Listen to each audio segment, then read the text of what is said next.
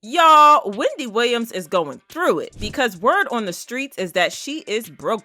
Reports are saying that she is selling off everything she has in order to survive. How on earth did Wendy go from being a millionaire to being broke? And is this really just a bad case of karma like people are saying? I swear, every single time we think that things might be looking great for Wendy, they take a downward turn and she gets hit with a lot of crazy stuff that just makes things worse. And for the past couple of weeks, she has been on a crazy downward spiral that has ultimately ended in her being broke, so much so that she is even selling off her iconic purple chair. Talk about crazy. Things were starting to look good for Wendy for a hot minute, and we thought that the rough days were behind her. And when I say rough days, I actually mean a rough couple of years because, child, Wendy has been going through it. Honestly, it all started when her ex Kevin got his little boo thing, Sharina, pregnant, and Wendy has never really gotten over it. Then there was all the health issues that she battled in 2021, which led to her being absent from the last season of The Wendy Show. Then her show got canceled while she continued battling with her physical and mental health while Kevin proposed to Sharina and continued living large off of Wendy's alimony.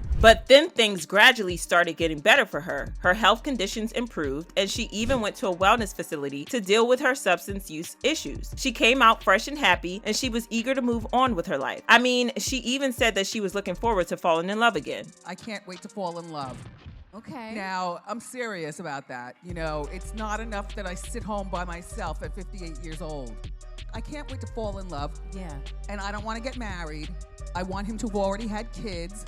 I want him to be someplace around my age, you know, maybe 10 years younger than me and maybe 15 years older than me. But then Kevin started to act up and get petty when he dragged Wendy online because she stopped paying him alimony. Of course, she was no longer working on radio or TV, and what money she did have saved up was locked up in Wells Fargo, and they weren't letting her have access to her money because they wanted to put her under a conservatorship, claiming that she was not of sound mind or something like that. But that didn't matter to Kevin because he wanted to keep cashing out from the bank of Wendy instead of getting a job like the grown man that he is. He kept dragging her on social media and trying to shame her, and when that didn't work, he dragged her to court to try to get the judge to force her to pay him. Of course, his case was laughed out of the court cause, well, he didn't have a case to start with. So we thought Wendy's stroke of good luck was here to stay, especially since she announced that she had gotten a podcast deal and was going to start recording her podcast from her New York apartment. We knew that the podcast was going to be fire when Kevin's fiance Sharina shaded Wendy, saying, "Happy and healthy is all I'm on right now. The clickbait is real. I guess they need the storyline to continue for a podcast."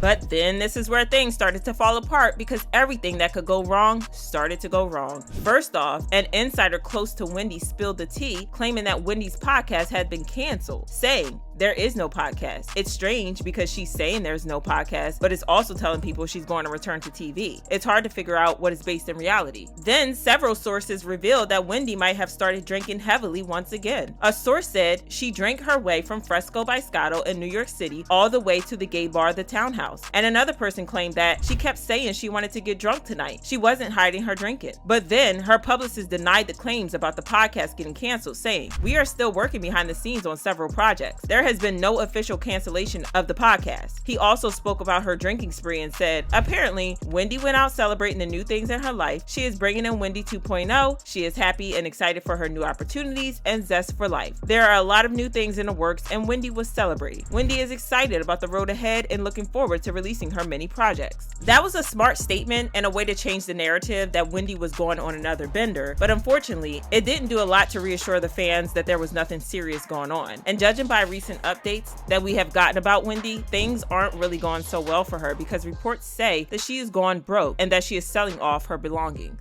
Okay, so when I say she's broke, I'm talking about rich people type of broke because we all know that Wendy has more money than most of us. Even though she hasn't worked for more than 2 years now, she still has money in the bank and she can choose to never work for the rest of her life and she still have more than enough money to live in luxury for the rest of her life. Like I said, she's rich broke. But the thing is, all her money is in Wells Fargo, and like I mentioned earlier, they're not letting her have access to her money because they claim that she's incapacitated and want to put her under a conservatorship or a guardianship. You know, the same thing that Britney Spears was put under for years. Yeah, that stuff. Naturally, Wendy is opposing this because she wants access to the money she worked hard for years for. The case hasn't been resolved yet, and that's why Wendy is rich people broke for now. Well, sources close to her revealed she has now resorted to selling off her items, saying Wendy has been calling people asking them to help sell all her stuff. She is asking for recommendations on places that she can sell furniture for you. The insider added that in her preparation for her move, she wanted to see how she could list items in her home,